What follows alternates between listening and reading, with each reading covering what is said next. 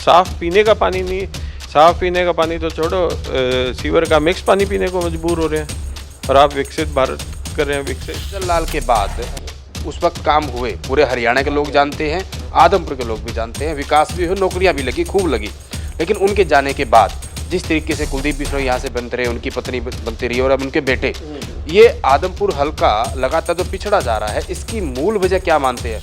सबके सामने है, 10 साल में कोई विकास नहीं हुआ और ये बनने के बाद तो बिल्कुल भी नहीं हुआ, बल्कि अभी जब इलेक्शन डिक्लेयर हो गए हैं तो एक लिपापोती की जा रही है। चौधरी भजन लाल हरियाणा के मुख्यमंत्री भी रहे और लगातार उन्हीं का परिवार यहाँ से जीतता रहा है। तो डॉक्टर साहब के लिए कितना आसान है भजन लाल के गढ़ को फतेह करना?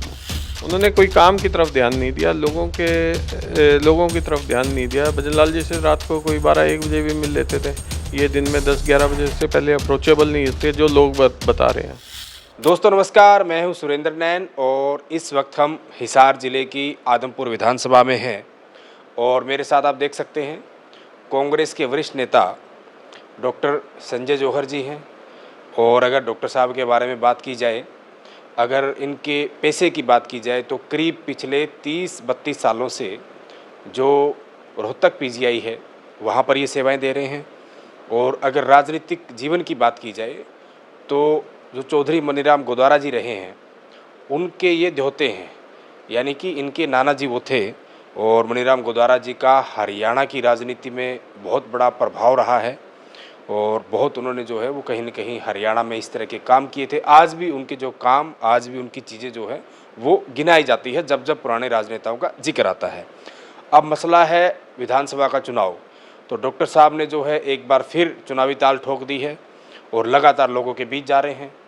तो डॉक्टर साहब से आज खुलकर बातें करेंगे। डॉक्टर साहब, पहले बहुत बहुत स्वागत है आपका। धन्यवाद और आपके व्यूअर्स को भी मेरा नमस्कार। डॉक्टर साहब, जिस तरीके से, क्योंकि लोकसभा के चुनाव अभी गए हैं और विधानसभा के चुनाव अभी आने वाले हैं, मैं पिछली बात करूं, मैं कुछ है ना आपके लिए, मैं गांव में घूम रहा था, मैंने, होता ना भाई, बहुत सारे कैंडिडेट हैं, अपने आप को संभावित विधायक मानकर चल रहे हैं।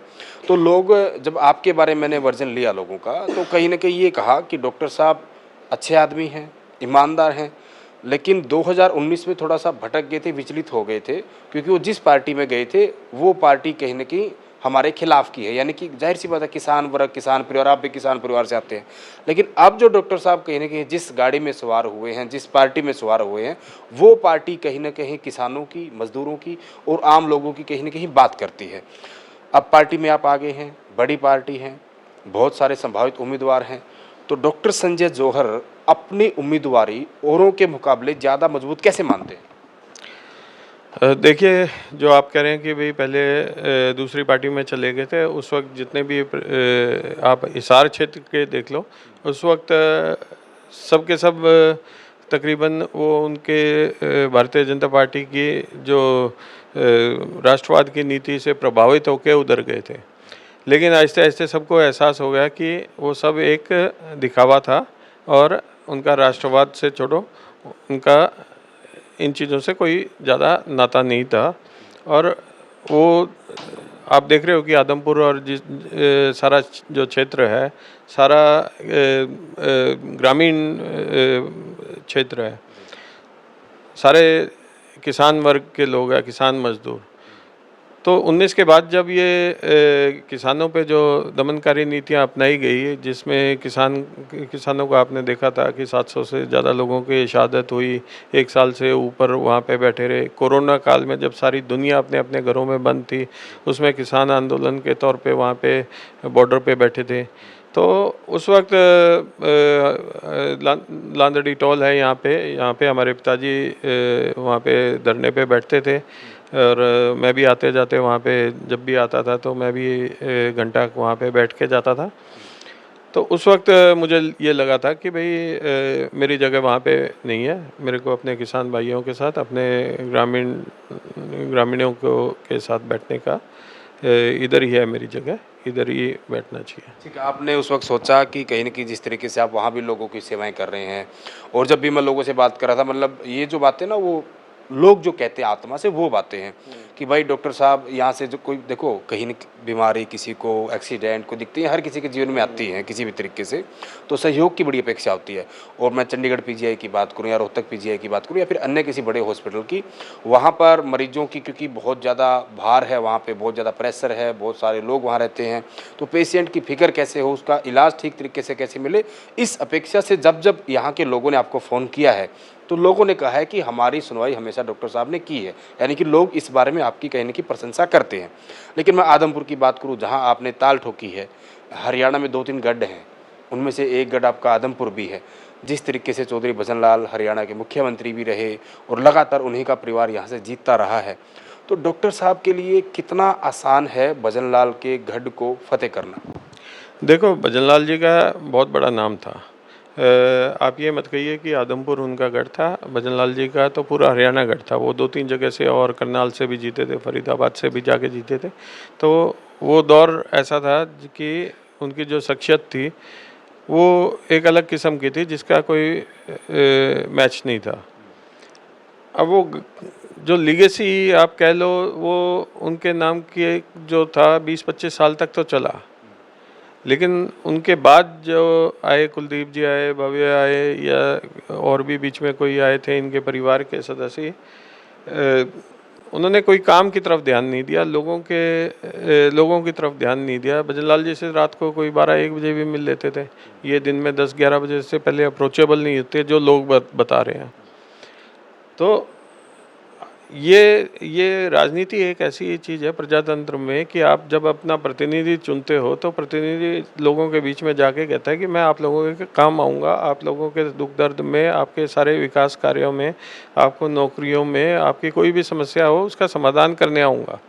प्रतिनिधि खुद जाके जनता के बीच में जाता है, वोट मांगता है, घर घर जाता है और करता है।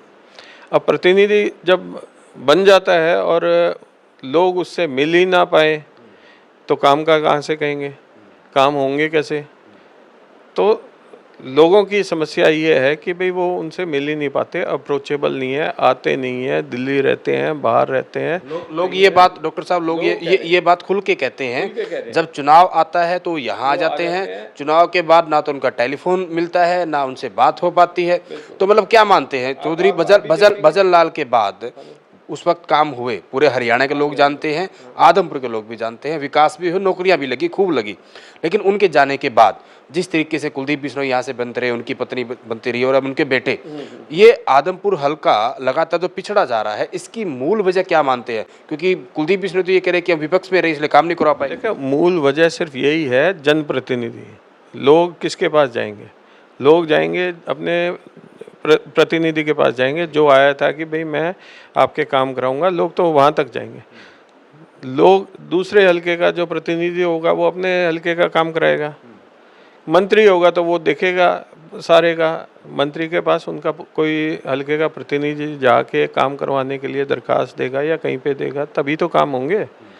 अब वो सारे विकास कार्य रुके हुए हैं। अब वो 2 मिनट में जवाब ये दे दें कि भाई ये हमारी तो सरकार नहीं थी। अब सरकार में आके भी देख लिया, भाई 2 साल से सरकार में ही है। सरकार में है और इतना बुरा हाल आदमपुर के लोगों का, जो राजस्थान बॉर्डर के गांव है, वहां पर लोग पीने का पानी खरीदते हैं, टैंकरों के टैंकर खरीदने पड़ते हैं।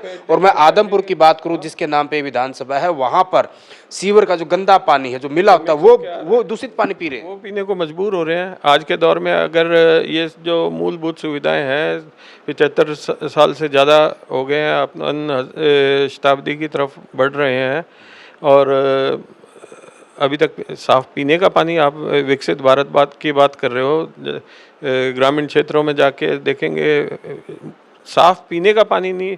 साफ पीने का पानी तो छोड़ो, सीवर का मिक्स पानी पीने को मजबूर हो रहे हैं। और आप विकसित भारत कर रहे हैं। विकसित भारत को किनको आप वो सारी मूर्त दिखा रहे हैं विकसित भारत? जिस तरीके से डॉक्टर साहब बीजेपी कहती है सबका साथ, सबका विकास और सबका विश्वास, आदमपुर जैसा आपने कहा पहले भले ही विपक्ष में था, लेकिन जब से बीजेपी में गए, यहाँ पे उपचुनाव हुआ, उनके बेटे जो है वो बीजेपी से विधायक है। हालांकि बाई इलेक्शन के दौरान लोगों के बीच जाकर ये कहा गया था सरकार के साथ चलेंगे, सरकार में आपकी साझेदारी होगी, कोई बड़ा ओहदा दिया जाएगा। वो चीज़ें सिर्फ चुनावी वादे थे, ऐसा कुछ नहीं हुआ। लेकिन जो बीजेपी कहती है कि समान काम समान विकास, उस नज़र से आदमपुर में विकास हुआ है? सबके सामने है, सबके सामने है। 10 साल में कोई विकास नहीं हुआ और ये बनने के बाद तो बिल्कुल भी नहीं हुआ, बल्कि अभी जब इलेक्शन डिक्लेयर हो गए हैं तो एक लीपापोती की जा रही है, दिखावा किया जा रहा है सारी सड़कें खोद के। और आप चाहे अग्रवा से आदमपुर की तरफ जाओ, चाहे वो गांव की सारंगपुर की तरफ जाओ, चाहे वो आदमपुर मंडी में जो क्रांति चौक की तरफ जाओ, सारी सड़कें खोद रखी हैं, सारे पाइप साइड में कर रखे हैं, पाइपों को जल्दी जल्दी बिछाया जा रहा है, बिना लेवलिंग के बिछाया जा रहा है, बेस कुछ बनाया नहीं जा रहा। तो ये सारी एक बहुत तुर्ताफुर्ती में इलेक्शन को मद्देनज़र ये सारी कार्रवाई हो रही है। अच्छा, अब इसमें कैसा मटेरियल लग रहा है, कोई देखने वाला नहीं है, कोई कुछ नहीं है, तो अब जो अफसरशाही चल रही होगी वो चल रही होगी। ठीक है। एक डॉक्टर साहब, जिस तरीके से मैं हर विधानसभा की बात करूं, कांग्रेस के जो कहीं न कहीं अपने आप को भावी उम्मीदवार मानकर चल रहे हैं, सबसे ज़्यादा नेता कांग्रेस में है हर विधानसभा क्षेत्र से। बीजेपी ये भी कहती है कि कांग्रेस सरकार बनाने का दावा करती है, लेकिन ये अपने घर को नहीं बना पा रही। इनके घर में इतनी ज़्यादा लड़ाई है, इतने सारे गुट हैं, इतनी सारी कहीं न कहीं इनके बीच आपस में विवाद रहता है, ये उसी में कहीं न कहीं नहीं सुलझ सकते। और जिस तरीके से कांग्रेस ने भी माना था कि 2019 में अगर हम टिकटें सही बाँटते तो परिणाम और ज़्यादा बेहतर आते, लेकिन कहीं न कहीं टिकटों में गड़बड़ रही आवंटन में। डॉक्टर साहब को ऐसा लगता है कि कांग्रेस जो पिछली गलतियाँ उनसे हुई हैं, उन गलतियों से सीखते हुए इस बार का जो 2024 का रण है, वहाँ पे टिकट वितरण अच्छे से करेगी? देखिए, कोई गुटबाजी नहीं है, सब बड़े नेता अपने कांग्रेस पार्टी को मजबूत करने में लगे हुए हैं। कांग्रेस पार्टी बहुत मजबूती से आगे बढ़ रही है, बहुत मजबूत होकर उभर रही है, इसीलिए टिकटार्थियों की बहुत लंबी चौड़ी लिस्ट है। और टिकटार्थी क्या, वो सारे मजबूत कार्यकर्ता हैं, सब ने जी तोड़ मेहनत करके पार्टी को ऊपर लाने का काम किया था। तो पूरे हरियाणा में जो भी मजबूत कार्यकर्ता हैं जो इलेक्शन लड़ने के इच्छुक हैं, तो वो अपना दावा पेश कर रहे हैं, तो इसमें तो कोई गलती नहीं है। और डेफिनेटली इस बार कांग्रेस पार्टी बड़े सोच समझ के, पूरे सर्वे करा के, पूरे मतलब सारे गुणवत्ता चेक करके और लगी हुई है उसमें, और एक मजबूत कैंडिडेट जनता के बीच में आएगा जो सीट निकालने वाला होगा। ठीक है डॉक्टर साहब, आपने डॉक्टर साहब सर्वे का जिक्र किया, जिताऊ कैंडिडेट का जिक्र किया, सर्वे में आपका भी नाम चल रहा आदमपुर से, लेकिन 2019 में जो भी आपके साथ हुआ, अगर क्योंकि राजनीति है, कब क्या हो जाए किसी को नहीं पता, शह मात का खेल है, अगर 2024 में फिर ऐसा हो जाता है कि डॉक्टर संजय जौहर को टिकट नहीं मिलती है, तो क्या फिर भी डॉक्टर संजय जौहर ताल ठोकेंगे, क्या फिर भी चुनाव लड़ेंगे? 2000 में मुझे टिकट नहीं मिली थी, ऐसा कुछ नहीं हुआ था कि जो बड़ा अप्रत्याशित था या कुछ था। मैं एक मजबूत दावेदार था, मैंने अपनी दावेदारी पेश की थी, पार्टी को जो समझ में आया उन्होंने किया, हमने उसकी मदद करी। सोनाली जी आई थी, हमने उनकी मदद करी। अभी भी हम कांग्रेस में हैं, पूरी मजबूती से अपने दावा पेश कर रहे हैं। बहुत लोग थे उस वक्त भी, बहुत सारे जो अभी प्रत्याशी हैं उस वक्त भाजपा में थे, वो भी एक गलतफहमी का शिकार होके गए हुए थे। हम भी गलतफहमी का शिकार थे कि भाई राष्ट्रवाद के उसमें गए थे, अंदर जाने पे पता चला कि भाई सारा कुछ है। तो वो सारे मजबूत प्रत्याशी जो अभी भी हैं, सारे मजबूत कार्यकर्ता हैं, सब लगे हुए हैं पार्टी के लिए। जिसको भी पार्टी टिकट देगी, जिसको भी हाईकमान है, मजबूती से उसके साथ खड़े होंगे और उसको जिताएंगे। अंतिम सवाल है मेरा, क्योंकि आपके नाना जी लंबे समय तक राजनीति में रहे और आदमपुर के गांव-गांव हर एक घर का आपको पता है, हर किसी से आप कनेक्टेड हो, आपका परिवार कनेक्टेड है। भजन लाल परिवार की बात करें, कुलदीप बिश्नोई की बात करें, और जितने भी लाल परिवार की बात करें, चौधरी देवलाल परिवार की बात करें, बंसीलाल परिवार की बात करें या फिर भजन लाल, जिस तरीके से ये सारे परिवार बीजेपी में जा रहे हैं, जिस तरीके से बीजेपी ज्वाइन कर ली है, कुलदीप बिश्नोई का मैं आपसे पूछना चाहूँगा, क्या कुलदीप बिश्नोई को ऐसा खतरा था कि ये जो गढ़ था, कहीं न कहीं लोग उनको जो है ये गढ़ उनका खिसकता जा रहा है। धीरे धीरे जो संख्या उनको जो वोट जो समीकरण जो उनका होता था चुनाव में, जो उनका एक गैप रहता था चुनाव मार्जिन, वो कहीं न कहीं घटता जा रहा है, या फिर कुलदीप बिश्नोई की और वजह से बीजेपी में गए थे?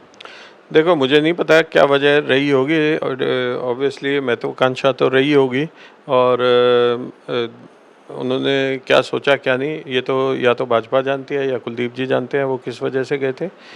इसका मुझे कोई ज़्यादा ज्ञान नहीं है कि क्या गए थे, पर ठीक है, वो उन्होंने अपनी जगह देख ली है। शुक्रिया डॉक्टर साहब बातचीत करने के लिए। तो ये थे कांग्रेस के वरिष्ठ नेता डॉक्टर संजय जौहर, जिन्होंने साफ तौर पर कहा है कि ये जो मन में है वो बोल देते हैं, मतलब साफ स्पष्ट, कोई लाग लपेट नहीं, कोई किंतु परंतु नहीं, है ना। होता ना राजनीति में बहुत सारी झूठ बोलनी पड़ती है, बहुत सारे झूठे वादे दावे, है ना, दावों का तो क्या, दावे तो बस, मतलब बहुत सारी चीज़ें करनी पड़ती है।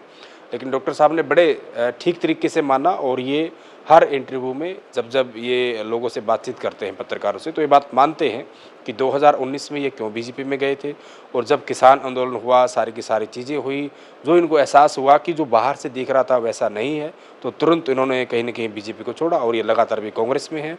और कांग्रेस में जहाँ जहाँ जो कार्यक्रम होते हैं वहाँ ये जाते हैं, लोगों जो हल्के के लोग हैं उनसे भी ये लगातार मिलते हैं। लेकिन आखिर आपको क्या लगता है, आदमपुर में इस बार कांग्रेस का सबसे मजबूत उम्मीदवार कौन होने वाला है, और आदमपुर से इस बार कौन विधायक बनने वाला है? ज़्यादा से ज़्यादा कमेंट करें और वीडियो को दबाकर शेयर करें।